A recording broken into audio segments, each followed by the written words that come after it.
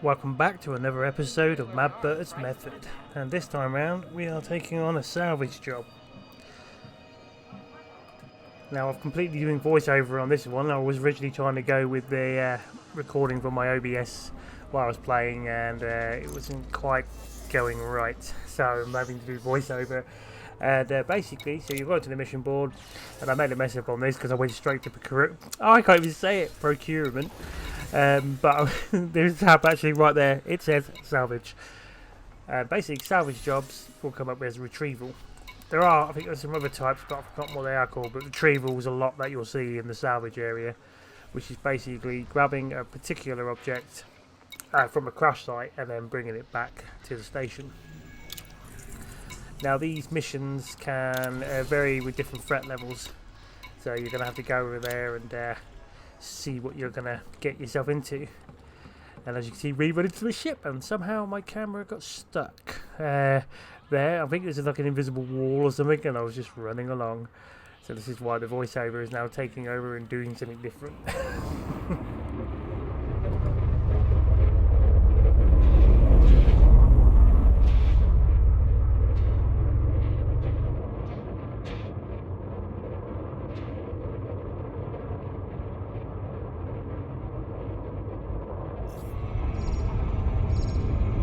Now what you're seeing here is where my favourite mistake I tried to do, which is the loop of shame. Yeah, whatever you do when you're playing the game, try and concentrate when you're travelling to a planet. You know, when you speed up it goes absolutely tits up. I hate the loop of shame, but it happens. So, but anyway, we made it to the planet that where the crash site is. Now basically, I've not scanned this planet, so I had to scan it in order to get its location. Some planets, I think if you've already scanned it and you've gone there, I'm guessing you won't need to do another scan, because it'll be just there and it will show up in the list. So once the scan is complete, you'll look to your panel to the navigation, and you should just see where it says crash site. It says threat level 2. So threat levels can have different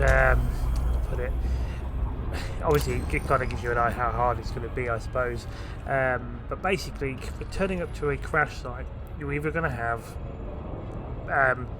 enemy NPCs already there looking around until you turn up and get into a fight. Sometimes, if you're lucky enough, I've made a bit of a boo-boo on here, but you'll see when I'm getting down to the planet, sometimes if you go fly just a little, get close to the overhead of the crash site, but if you start getting your shields hit, you know there's already bad guys there, because occasionally if there's no bad guys, you could just land near the crash site and not worry about anything, well, unless they get dropped off in a dropship, that is. So it's always a bit of a risk. I always tend to do what I'm about to do in this video, whereas I'll sort of fly just a bit away and then go over in a ground vehicle and do the mission that way in safety. Problem having a big ass ship is trying to park it when you're manually parking it yourself. If you use the actual ship's computer to do it for you, if I had that turned on for auto land, that's alright sometimes, but you can't get the landing place that you really want. So yeah, I try to do manual most of the time as I can. Once you've done that, you're going to choose your ground vehicle. Now the Scarab is pretty good all round. 4 cargo things you can scoop up.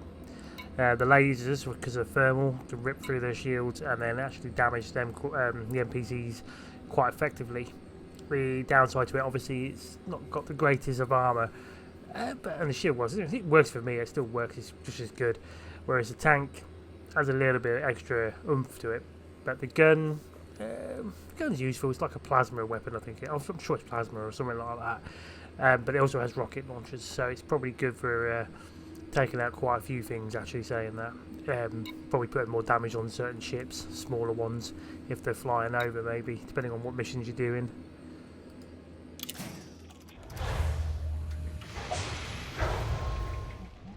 Now when I flew over, I didn't see any flashlights of the NPC's flashlights as they were like touring around, because you can do that with if you're on the dark side of a planet, you'll know if there's enemies about, because you can see their like lights from their suits. But if you drive it over, you're going to see these red diamond shapes, which shows where they are anyway. So it's because it's reading them. So when you get over there, you're going to basically just want to wipe them all out and enjoy nailing them. That's one thing I do like about, I mean, like with SC2, like I'm tearing down the shields and tearing through them, so you're going to get money for claiming their bounties on them.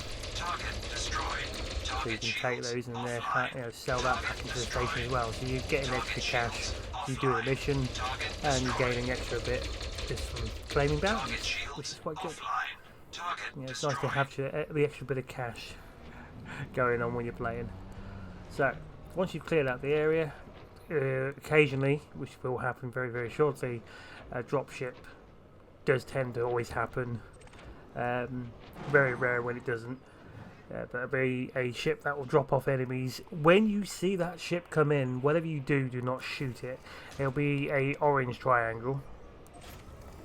So the ship's not really going to attack you. All he's doing is dropping off people. Because if you shoot at the ship, you get a crime stat for it, basically. Which is a bit weird. But the ship didn't attack you, so he's done no wrong, I guess. But because they are being dropped off, they're obviously intent on killing you. So yeah, so do not shoot a dropship unless it's got a red box on it, which you can get mixed up sometimes when they're dropping them off. So you got to be really, really sure. Target destroyed. Target shields offline. Target destroyed. Target shields offline. Target destroyed. Target shields offline. Target shields offline. Target destroyed. Target. Now, I do realise when I did this now, when you came up to the vehicle, there's a thing out the back that you can scan. But I actually completely forgot about scanning the ship. The crashed ship in the background, because you'll get some, I can't remember what it, well, probably some information or data from it. Because what I'm shooting now is the comms control, and that'll just give you some bit of, I don't know what it really does. Really, just scans it. Doesn't give you much, but maybe the ship would have given me something better. But what we're going to find out in this little scenario of mine, if you come across this, I think it might be a partial bug, but there's a way you can benefit from it. So when I disembarked and you go searching for the items tends to be inside a yellow container.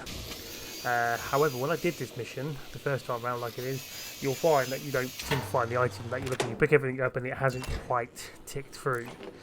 So a little workaround for that right now, the way I see it, and it's worked for me so far, is once you've collected whatever you need, if you can't get the mission item, just do what I'm doing now, which is still salvage stuff. Take it anyway, because you can stock up. And then what you're going to do is you're going to get back into your vehicle, send your ship away, drive, I don't know, 500 meters away, maybe 300. You might not have to go too far. Exit the menu, and then come back into the game. Or whatever.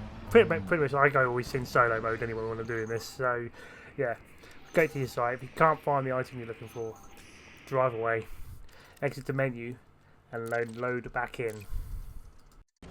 Caution though, when you do load back in, the possibility of the NPCs to return will happen, and with a bit of luck you'll also see there's all those cargo bits and pieces will be back, but there might be something different, like that container there. The version I picked up was limpets, and that one's, I can't remember what it was, consumables or something.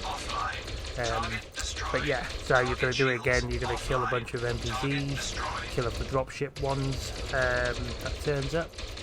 But the best bit about that is 9 times out of 10 the item you're looking for will actually be in one of those yellow containers, but you're also gaining more materials, more stuff that you can use or you can sell. Then here comes bosom buddies in for an attack. You see what I mean, where you can get mixed up with diamonds. So yeah, never shoot at the ship, not unless the ship is attacking you, because it can go really wrong for you and then you'll be hunted down, and then you've got to find a way to go find an interstellar factor to clear your name, to get rid of the bounty, pay it off, and stop people from chasing you. Or if you've been going online, then you'll have other people looking for you, but oh, he's got a bounty on him, and they'll just kill you, because that's what they like to do. So, once you do that again, yeah, just basically get out your, well, collect things, salvage all your materials, and pretty much once you find the item you'll need, it'll tell you. And once you've done that, pretty much that's it, you're plain sailing, you go back to your station and hand it in.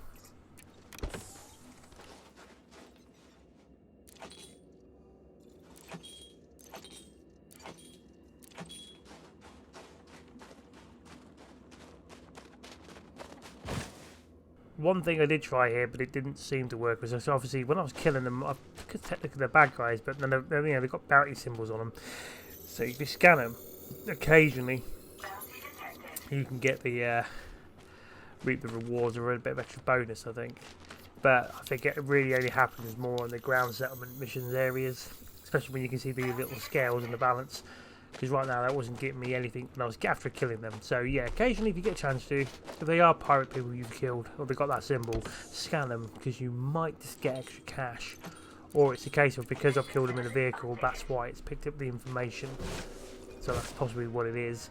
But if you use a scanner, then you can, obviously if you're on the ground settlement, if you killed them by hand, by a pistol or a gun, except for when you're in a ground combat. I'm going to have to check it out. I'm not entirely sure now, come to think of it. Anyway, I had a bit of luck on this one actually, because you're about to see that you can get live, well, power regulators that are actually still got power in them. Because when this comes up, you can see it glowing.